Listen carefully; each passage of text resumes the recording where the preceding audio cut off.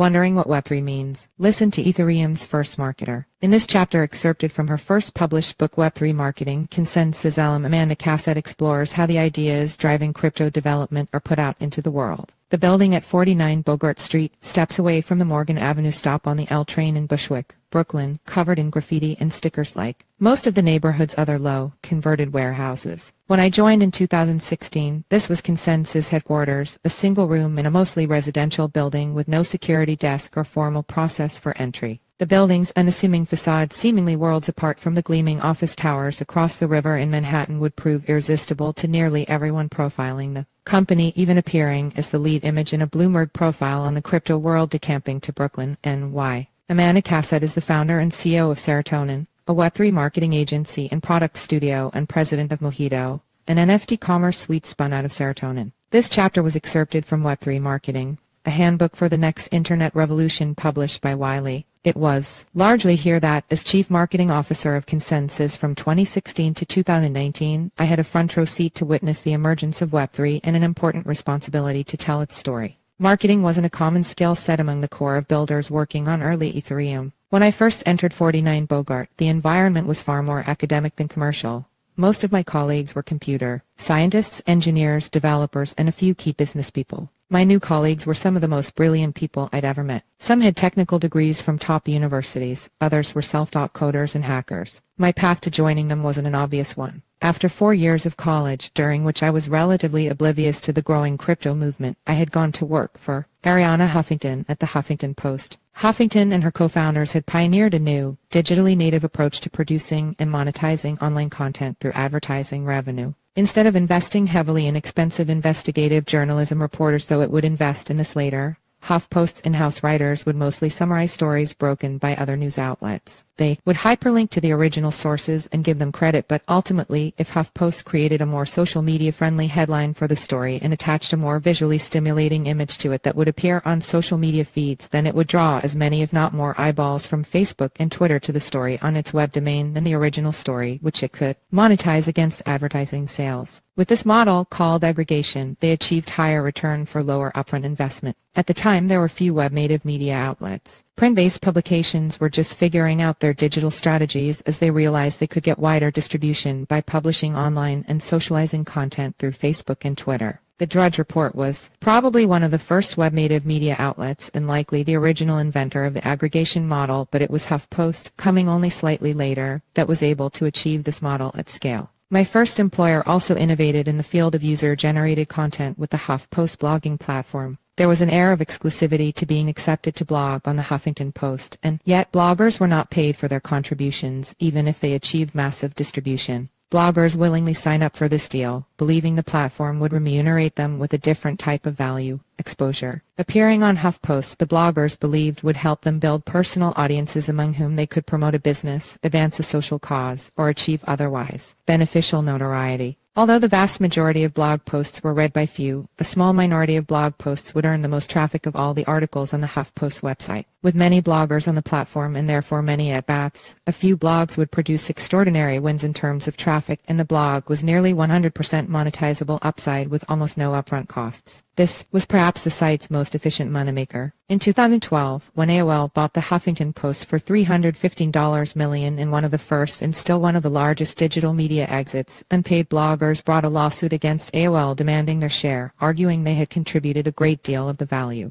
The court summarily dismissed their lawsuit. This was the confirmation digital media outlets and social media networks needed, that it was legally permissible to collect content and data from individuals and monetize it without distributing any of that value flow back to the original creators, one of the core pillars of Web2 business models. Though this approach was deemed legal, Web3 would eventually revolt against it, not in the courts but by designing alternative incentive systems that would better compensate creators. As a special projects editor working for Huffington, I witnessed the machine for producing online journalism in a digital environment and saw the inner workings of both editorial and the blog. Though some in Web3 are justifiably upset by the shortcomings of Web2 businesses, I'm less interested in criticizing them and more interested in capitalizing on their weakness to outcompete the old models with more creator-friendly alternative solutions. Far from moralizing about uncompensated bloggers, I was filled with admiration for the founder, who was and is genuinely a pioneer and an innovator. It was by watching and learning from her that I first realized that I, too, could perhaps someday start a company. After a couple of years, I identified an opportunity to further innovate on the media business model by offering creators the chance to be compensated for their work, and I co-founded a news platform called Slant. We invited college journalists, and journalism graduate students in particular, to blog on our platform and would compensate them with 70% of revenue from the advertising we served across their content, taking home 30% for the company. Far from an agnostic platform such as Medium, where writers can publish pieces exactly as they write them, we worked closely with our writers to help them edit and package their content for maximum distribution online, teaching and learning the art of content marketing. At the time, readers and news outlets were fascinated by first-person reports from college campuses as the topic of sexual assault in college and the burgeoning Black Lives Matter movement gained traction in the popular narrative. As a result of this timing and excellent work by a number of emerging writers, a small minority of top-performing articles were able to achieve significant traffic, sometimes earning a contributor thousands of dollars for a single story. However, the vast majority of pieces earn very little attention, and often, to meet our commitment to pay out a writer 70% of advertising revenue on a given piece, we would find ourselves splitting the dollar, or even splitting the cent. At Slant, we depended on third-party payment processors to facilitate the transactions, and because of the fees they charged on each transaction, we would lose money on low-paying content. Although our business model worked in theory and we were able to achieve the impressive benchmark of over 4 million page views per month shortly after launch, it did not work in practice because of payment processing. Designing an incentive system to draw in creators with better remuneration, we had innovated a somewhat decentralized micropayment-based business model for media even before the start of Web3, but we were stymied by the intermediated WebWo style of sending payments. Out of concern for the company's viability, I became obsessed with payments. In New York, where I lived, there were a number of technology meetups, and as a co-founder of a small but growing platform, I was able to meet and socialize with other founders. In 2015, I met several members of the early Ethereum team, including Joseph Lubin, Sam Cassatt, Andrew Keys, and Christian Lundquist. Despite the code base being public, it was difficult for me to understand the inner workings of the Ethereum virtual machine without a computer science degree. However, it was clear the individuals being attracted to Ethereum were some of the smartest people I had ever encountered. Although I was unable with my media and marketing skill set to perform my own independent diligence on the technology they were building, it was easy to diligence the people.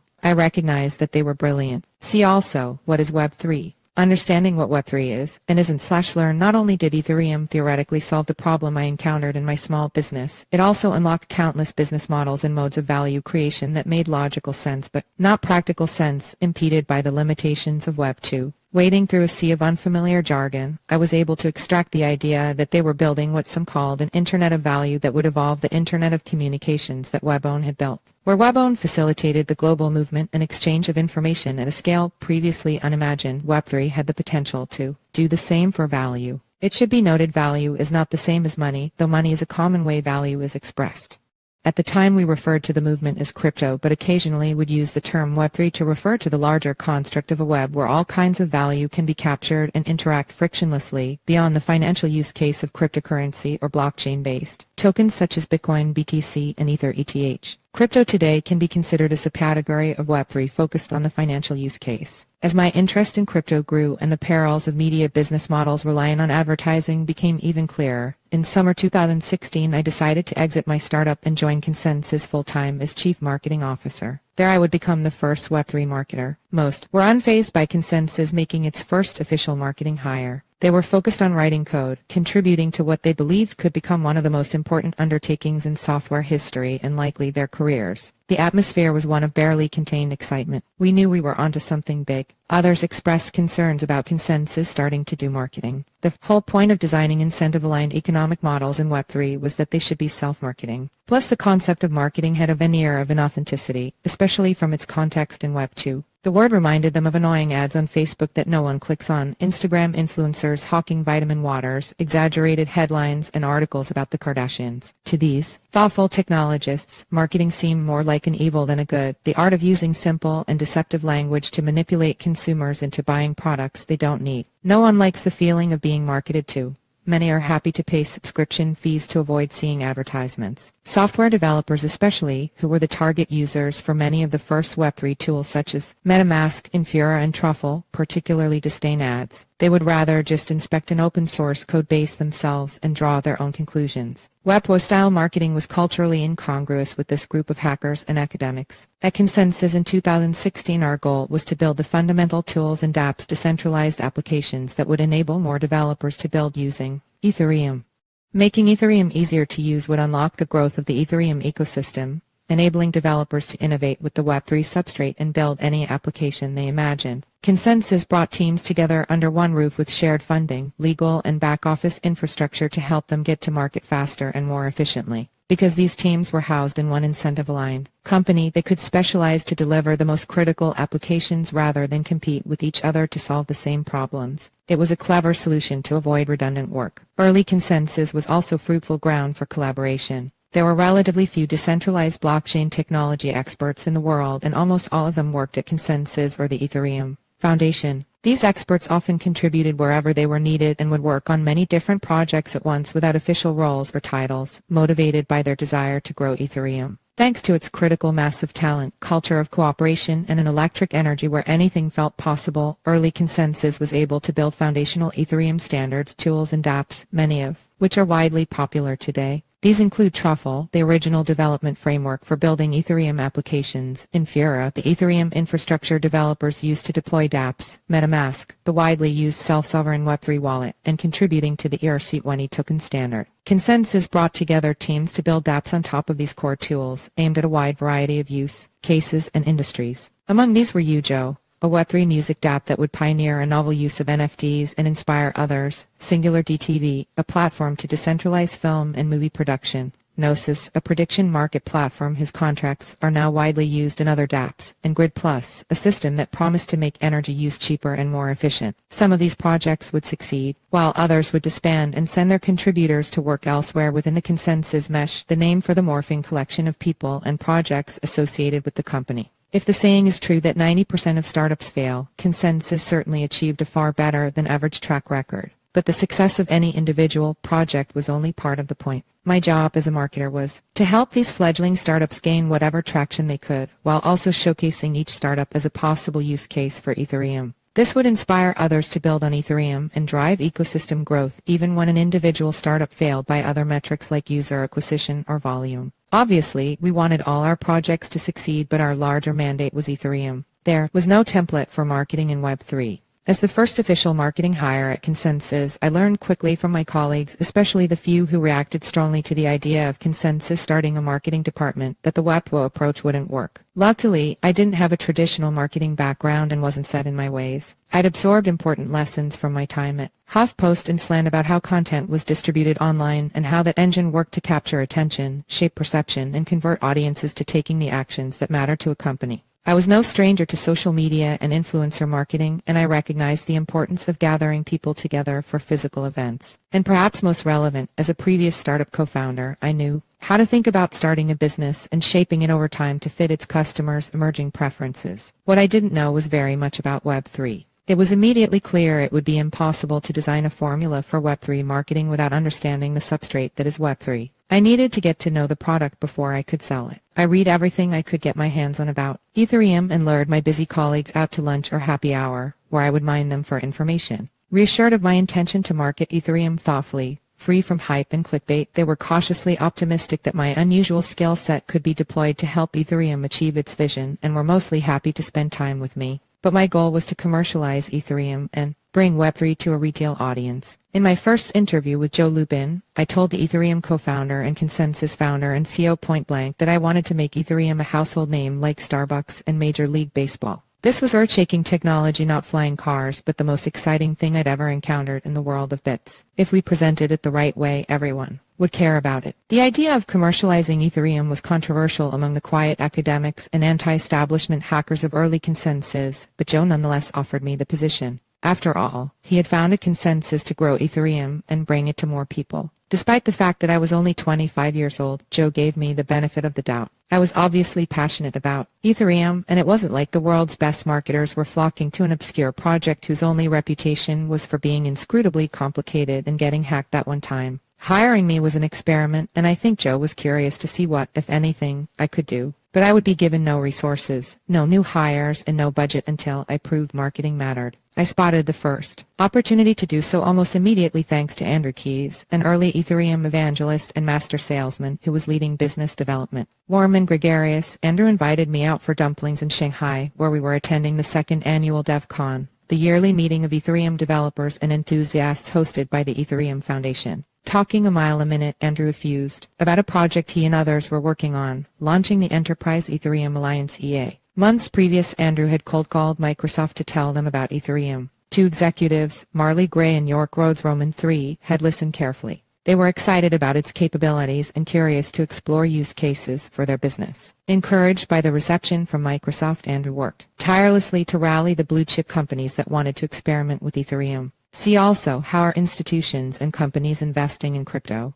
Learn Microsoft, Intel, JP Morgan Chase, Santander, BNY Mellon, and Accenture were among the long list of firms that agreed to launch an intercompany working group in partnership with ConsenSys, several other startups and academic groups. Its goal would be to set standards for enterprise implementations of Ethereum that could be used by all. This was novel, not only because of Ethereum. These were companies that would otherwise compete or at least disclose minimal information to each other, suddenly agreeing to band together to build a shared resource. Web3 economic models often incentivize collaboration, and here, in the unlikeliest of places, the cutthroat worlds of finance, enterprise software, and management consulting, the spirit was already taking hold. By the time Peking Duck was served, Andrew had me convinced this was a remarkable opportunity for marketing. At that point during summer 2016, when people Googled Ethereum, the results would mostly show them its teenage inventor, Vitalik Buterin. While Buterin and the rest of the early Ethereum technology team were impressive to computer scientists, Ethereum was still a hard sell for enterprise business executives who didn't recognize any familiar names on the masthead. Most of the Ethereum pre-sale investors had been private individuals and small funds. There weren't big brands or many famous investors putting their weight behind the project, which made Ethereum seem niche and unreliable.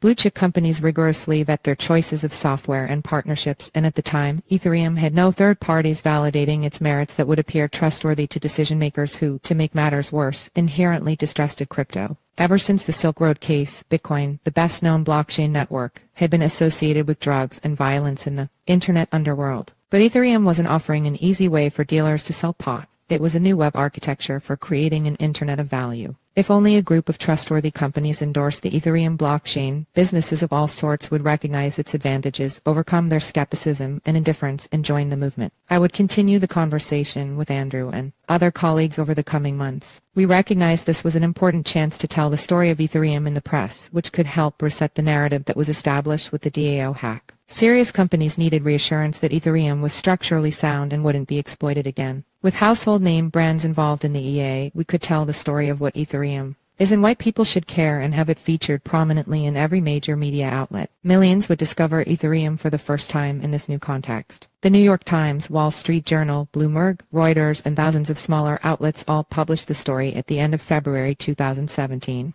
Andrew and I had pounded the pavement securing coverage from journalists, explaining Ethereum and the EA and coordinating press releases and interviews among the member companies. No mean feat with so many corporate communications departments involved. But the plan worked. After that fateful day, anyone who Googled Ethereum learned about Buterin, but also Gray and Rhodes from Microsoft, Giulio Fora from Santander, and Amber Baldet from JP Morgan. ConsenSys was widely credited with assembling the group and featured in many of the stories, exploding the name recognition for our business, which was still relatively new. Investors read the financial press, and sure enough, headlines about Ethereum rubbing shoulders with the most prominent firms in technology and finance brought capital pouring into its token Ether. Ironically, the enterprise standards originally imagined for Ethereum didn't even use Ether. They called for private instances of the Ethereum blockchain that wouldn't require a crypto token. It was simply the publicity Ethereum was getting in association with top firms that built investor confidence, sending Ether surging above $20 quickly after the announcement. By the first Ethereal Summit in May 2017, Ether prices would cross $100, one of the fastest price run-ups in crypto history. Joe was pleased with his one-woman marketing department. I had ridden in on Andrew's coattails and proved that marketing mattered. What was exciting to Joe wasn't just brand recognition for ConsenSys or investors pouring into Ether, of which he owned a significant stake. It was how the story stimulated network effects that would help Ethereum grow. More investors meant more funding for Ethereum projects, more entrepreneurs raising capital to build on the platform, and more developers hired by those projects to contribute to their code bases. See also FTX showed the problems of centralized finance. Opinion: our metric for success wasn't ETH price. It was the number of developers building on Ethereum in languages such as Solidity and LLL. With more developers building on Ethereum came more at-bats to build the killer dApp that would drive massive adoption. Almost no developers who started working in Web3 in 2017 would credit their career decision to the EA launch. To the contrary, many would be motivated by a desire to disrupt the banking industry and disintermediate large corporations. But the EA launch story began spinning a flywheel of growth whose secondary effects would draw countless developers to Ethereum. The flywheel is a useful image, a heavy wheel on an axis that at first takes a lot of effort to push but after a while picks up tremendous speed. The energy from previous push is now working with the mass of the wheel such that the wheel accelerates, seemingly turning itself. We'll return to the image of the flywheel when discussing certain momentum-generating aspects of Web3 businesses. I made my first hires for the ConsenSys marketing team. The first were Matthew Isles and Elise Ransom. Matthew had a traditional Web3 marketing background and had co-founded a marketing agency with his wife that had successfully marketed well-known retail brands including Gemmy and Web3 companies such as General Assembly. Matthew and his wife had designed the General Assembly course on digital marketing. Coming from the media world with my non-traditional marketing background, I wanted to partner with a leading expert, and Matthew had codified digital marketing best practices and taught them to thousands of students. Matthew was flexible and creative. Far from resting on his laurels, he didn't assume that Web3 marketing would work in Web3 but brought structure, process, and a wealth of knowledge. Elise, too, was a remarkable addition to the team. She had worked in fintech, short for financial technology, refers not only or even principally to Web3 applications but more broadly to technological innovation transforming or disrupting financial services marketing for a real estate-focused startup. Though only a few years out of college, like me, Elise was obviously passionate about Ethereum. For months she persistently contacted ConsenSys employees looking for a job. I recognized when we met that she was an extraordinary communicator with a talent for distilling complex ideas from the world of fintech into clear messages. During her interview, Matthew and I asked her one of our favorite questions: explain something complex that you understand really well but that confuses other people. Elise flawlessly explained the 2008 financial crisis and the role of mortgage-backed securities, charting the course of the collapse that had inspired Satoshi Nakamoto on the whiteboard of our tiny meeting room at 49 Bogart Street. Together, Matthew, Elise, and I began laying the groundwork for the first-ever Web3 marketing team, a department that by the end of my nearly 4 years at ConsenSys would include more than 80 people on teams specializing in public relations, content marketing, social media, community marketing, growth marketing, visual design, and product marketing. As a team of non-engineers, we learned voraciously from our technical peers at ConsenSys, always conscious that we needed to understand the constantly evolving Web3 substrate in order to mold it. Our team would choose the best marketing practices to adapt from Web2 and also derive new, natively Web3 marketing practices from first principles. The technology we were bringing to the world shifted economic control away from discretionary decision-making by groups of people and toward transparent governance by algorithm. And yet, the process of bringing it to market was all about people. We were successful insofar as we brought in the best talent from Web2 and trained ourselves together on Web3. These included Cara Miley and James Beck, who joined soon after to run public relations, Avery Irwin and Everett Muzzy on content marketing, Kamal Jahan leading community, David Wu and Dean Ramadan in growth marketing, Elaine Zelby, Brett Lai and Camilla McFarlane on product marketing, and so many more. After ConsenSys, they would go on to illustrious careers, mostly in Web3. Camilla, Elise, Cara, and Everett would join me at Serotonin, the Web3 marketing agency and product studio Matthew and I co-founded in 2020. After years training ourselves as the first Web3 marketing team, bringing many of the most successful early dApps and tokens to market, we hung out our own shingle to bring our best practices to the next generation of Web3 projects: Layer 1 second, Layer 2 seconds, Web3 UTIs, DAOs, decentralized autonomous organizations, DeFi decentralized finance protocols, NFTs, non-fungible tokens, and metaverse worlds. At Serotonin, we have further refined Web3 marketing and continue to evolve alongside the industry, developing a new specialty in Web3 transformation and coining the term Web2. 5 to refer to traditional and Web2 companies gradually adapting their business models to Web3. As other marketing practitioners enter Web3, we at Serotonin continue to enjoy the advantage of being Web3 natives, deeply familiar with the Web3 substrate and the Web3 community's history and unique character. That being said, we cheerfully welcome new marketers into the space because unlike Web 2, with its finite pool of business to be competed for by rival agencies and practitioners, Web 3 is growing at a breakneck pace, and thanks to Web 3 economics, the rising tide of growth truly lifts all boats, stimulating network effects to drive more investment, developers, and users. It behooves us to share our best practices with others, in the hope they continue to grow our still fledgling industry and also to continue to learn from those newcomers, perhaps the readers of this book, who innovate in molding the Web3 substrate and set new standards for all of us. Marketing in Web3 is simply the practice of connecting potential users with products or services they want, starting by making potential users aware of them. To be successful, marketers must learn how to stimulate demand for a new product, often starting from zero.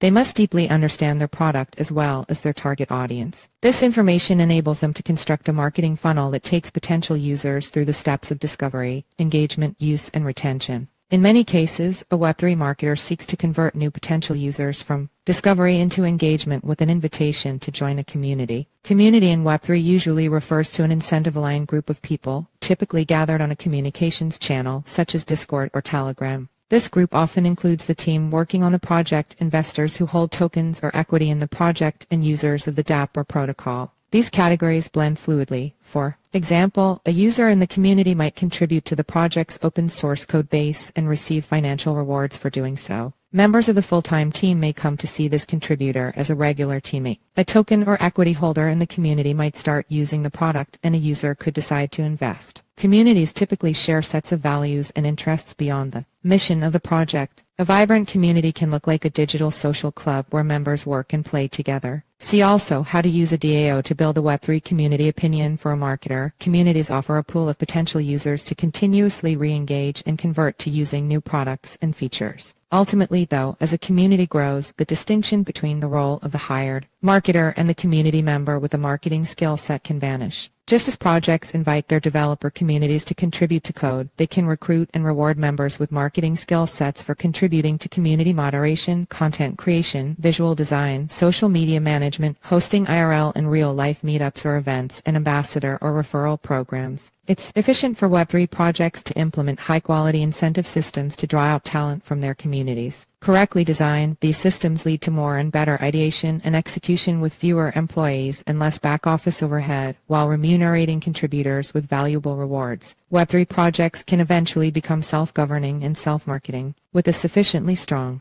community, a Web3 project can progress along its path toward decentralization and dispense with formal employment or even disband its legal entity, because these are no longer necessary. Marketers should consider the design for a self-marketing system from their first day working on a Web3 project, but they also need to know that the road to implementing it may be long. Before a community can grasp onto an incentive structure to take over essential functions, projects need to solve the 0-to-1 problem of driving discovery for their product and attracting members in the first place. The following sections will cover the steps required to generate initial traction, stewarding that traction into a self-marketing system, and specific strategies shown to work along the way.